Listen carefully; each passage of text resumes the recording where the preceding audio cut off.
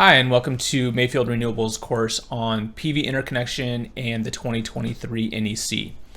This course is really designed around talking about interconnection of our PV systems specifically. It would really apply to any of our power production sources, but the focus really here for today is we're going to keep a focus on PV systems.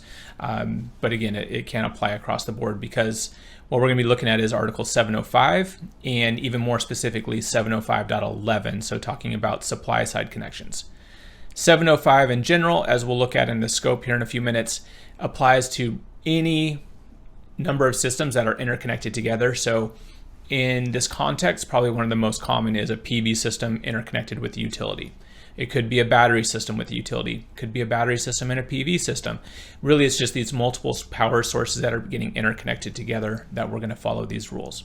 So for the sake of the class, for the sake of the, how we're going to apply it, really focusing in on those PV applications, but that's not necessarily the only way that we're going to look at this. What this means is, as you can see on the screen, we have multiple inverters and we have a controller up there. And what the idea of an energy management system is going to do is it will limit in this case, it's going to limit the production of power. So it's going to use a set of CTs to read some current. So you can see inside that aggregation panel, we are measuring the current that's coming out of that aggregation panel. So we have a bunch of PV interactive inverters, we have a bunch of energy storage inverters, mixing and matching them, whatever it happens to be. And that controller, that power control system, the controller part of it, so it's communicating with the interactive inverters and it's measuring the combined output. These are ways that we're seeing installed on a regular basis, both typically 1 or 3, rarely do we see number 2.